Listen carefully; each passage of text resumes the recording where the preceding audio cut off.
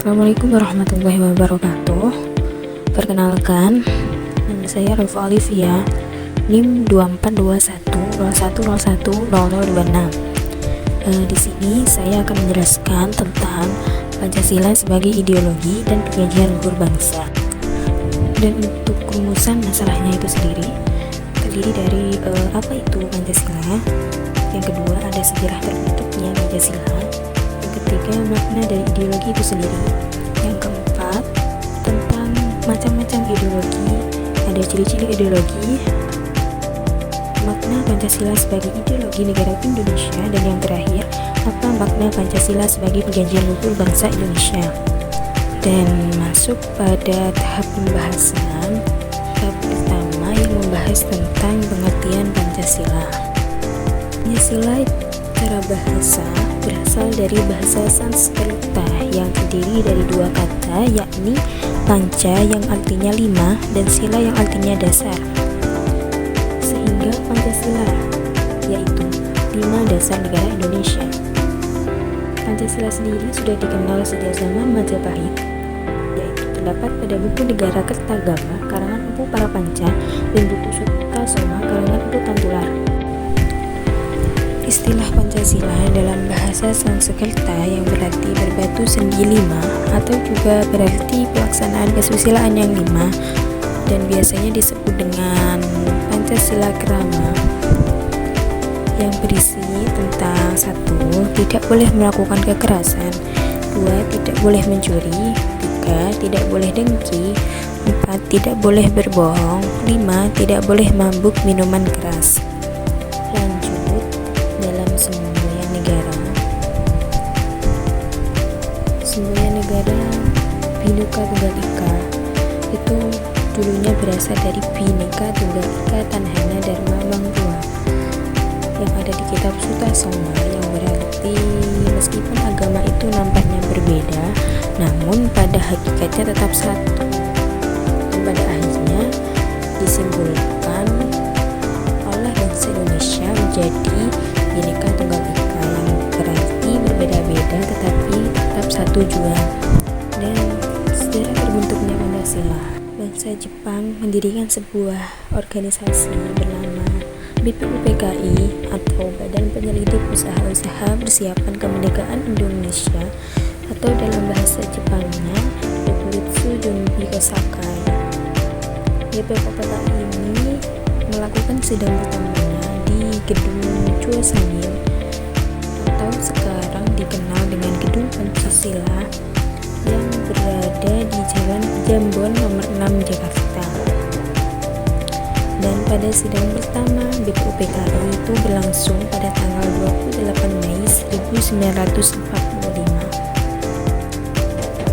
Dan pada tanggal 29 Mei sampai dengan 1 Juni 1945, tema tentang persidangan BPUPKI yakni membahas tentang rumusan suatu negara. Pada sidang kali ini itu terdapat 3 perumus dasar negara Indonesia, yakni Muhammad Yamin, Mr. Supomo, dan Insinyur Soekarno.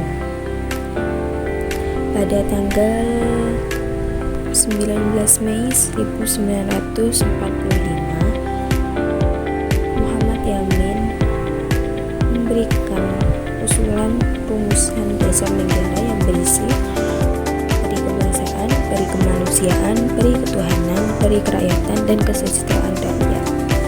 Dilanjut dengan Mr. Supomo pada tanggal 31 Mei 1945 yang berisi persatuan, kekeluargaan, keseimbangan lahir dan batin, musyawarah, keadilan rakyat.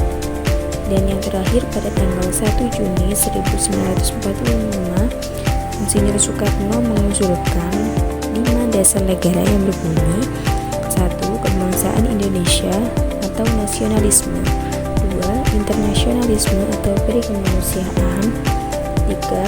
Mufakat atau demokrasi, 4. Kesejahteraan sosial, 5. Ketuhanan yang Maha Esa. Dan dalam Sidang BPUPKI tanggal 1 Juni 1945, Insinyur Soekarno juga menegaskan dalam pidatonya, yakni satu-satunya ideologi yang bisa menyatukan Indonesia adalah Pancasila. Karena hal itulah ditetapkan hari lahirnya Pancasila adalah 1 Juni. Padahal pada tanggal 1 Juni bukanlah hari lahir Pancasila, melainkan hari lahirnya istilah Pancasila itu sendiri. Dan dalam sidang pertama ini belum disepakati adanya rumusan dasar negara tersebut. Akhirnya terbentuklah panitia beranggota 9 orang yang disebut dengan Panitia 9. Dari hasil Panitia 9 pada tanggal 22 Juni 1945 inilah menghasilkan Piagam Jakarta atau Jakarta Charter yang berisi tentang rumusan negara. Bunyi dari rumusan dasar negara menurut Piagam Charter yaitu 1. Ketuhanan dengan kewajiban menjalankan syariat Islam bagi pemeluk-pemeluknya. 2. Kemanusiaan yang adil dan beradab. 3. Kesatuan Indonesia. 4. Kerakyatan yang dipimpin oleh hikmat, kebijaksanaan dengan permusyawaratan perwakilan. 5. Keadilan sosial bagi seluruh rakyat Indonesia. 2. Tentang ideologi. Jadi pengertian ideologi sendiri itu terdiri dari dua kata, yakni idea yang berarti gagasan dan logos yang artinya ilmu. Jadi ideologi adalah suatu kumpulan dari berbagai gagasan yang menjadi sebuah dasar pengetahuan. Ada juga yang mengatakan bahwa ideologi adalah sebuah pengetahuan dan nilai yang secara keseluruhan menjadi landasan untuk seseorang dalam memahami kehidupan. Ideologi itu dikelompokkan menjadi dua, yakni ideologi terbuka dan ideologi tertutup. Ideologi terbuka adalah ideologi yang pemikirannya terbuka atau luas dan mengikuti perkembangan zaman. Jadi ideologi terbuka itu juga mempunyai prinsip bahwa tidak ada satupun ideologi yang sempurna. Dalam begitu, masyarakat diminta agar siap menerima dan menghargai perbedaan yang ada di lingkungan sekitarnya.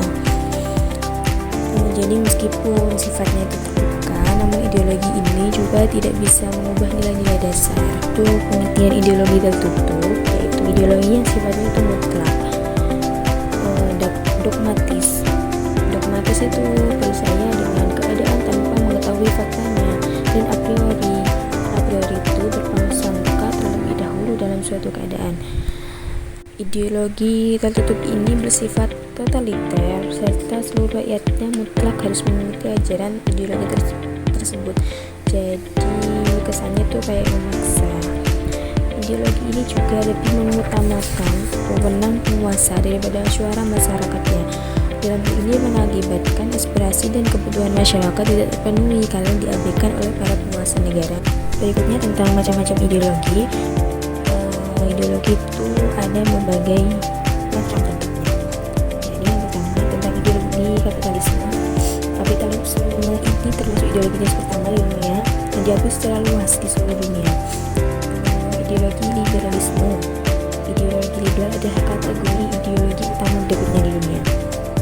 Ideologi ini sifatnya itu menindas kelompok masyarakat yang mempunyai kemampuan untuk mengekspresikan keinginannya tanpa campur tangan pihak lain. Contohnya itu liberal yang berarti itu kebebasan berarti. Yang ketiga ideologi Marxisme. Ideologi macam berikutnya adalah ideologi Marxisme. Karena Marx itu mengembangkan ideologi ini sebagai sarana untuk menentang ketidakadilan kerangka intelektual kapasitas ide kapitalisme yang dikandung memunculkan ideologi Marxisme. Yang keempat ideologi sosialisme. Ideologi sosialis adalah ideologi besar berikut di dunia. Ideologi sosialisme ini dan ideologi komunis adalah sinonim. Jadi karena adanya kesamaan prinsip dasarnya, tidak ada yang mengakui kepemilikan individu, tetapi mereka akan menghargai kepemilikan bagian mereka. Yang kelima ideologi nasionalisme. Ideologi ini akan menekankan kedaulatan negara sebagai hak mutlak yang tidak terpengaruh oleh investasi pihak luar. Yang keenam ada ideologi demokrasi, yakni ideologi utama berikutnya di dunia. Pemerintah Indonesia menerima konsep ini sebagai sistem politik. Ideologi itu sendiri terdiri dari dua kata, yakni demos dan kratos. Ya, demos artinya itu manusia, dan kratos adalah bentuk kekuatan. Jadi bisa diartikan manusia itu sebagai kekuatan demokrasi rakyat, oleh rakyat untuk rakyat. 7. Ada ideologi feminisme. Ideologi feminis adalah kategori ideologi berikutnya. Konsep ideologi ini menekankan kesetaraan perempuan dalam hal hak dan kewajiban, serta bertanggung jawabnya dalam bidang ekonomi, politik, sosial, budaya, publik, dan privat. Semuanya termasuk dalam kesetaraan ini. Yang kedelapan adalah ideologi anarkisme. Anarkisme adalah kategori ideologi terakhir. Menurut pandangan ini, negara tidak diperlukan dan merepotkan dapat daerah di sana melalui ideologi ini membentuk ideologi. Jadi ideologi itu terbentuk dari 3 aspek. Yang pertama yakni realistis. Mereka sangat pandai merasakan dan menghayati bahwa nilai-nilai fundamental tersebut adalah milik mereka bersama, karena nilai-nilai yang dimiliki bersumber dari nilai-nilai yang ada dalam masyarakat, khususnya pada saat ideologi tersebut diciptakan. Pancasila mencangkup hakikat alam eksistensi dalam dirinya. Yang kedua yakni idealisme. Ideologi ini menguraikan tujuan-tujuan yang ingin dicapai dalam berbagai bidang kehidupan masyarakat, negara, dan berbangsa. Pancasila disambungkan dengan dimensi realitas selain memuaskan dimensi idealis tersebut. Yang ketiga ada fleksibilitas. Ideologi ini terus diperbarui dan menjadi lebih relevan seiring berjalannya waktu. Pancasila sebagai ideologi. Pancasila sebagai ideologi artinya Pancasila adalah sebuah gagasan atau pemikiran sebagai proses bentuk pemerintahan untuk menjalankan suatu sistem yang telah diatur. Ideologi nasional Indonesia adalah bahwa cita-cita yang dijunjungnya telah berkembang menjadi standar normatif dalam penyelenggaraan pemerintah bangsa Indonesia. Karena Pancasila sebagai ideologi negara itu juga disampaikan oleh beberapa macam pendapat, yakni 1. Ideologi sebagai cita-cita negara artinya nilai-nilai terkandung dalam Pancasila itu sebagai cita-cita bangsa Indonesia untuk menjalankan pemerintahan Indonesia. Yang kedua, sebagai nilai integratif atau menyatukan beberapa aspek menjadi satu.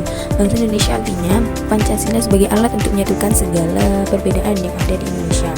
Dan selanjutnya tentang fungsi Pancasila sebagai ideologi.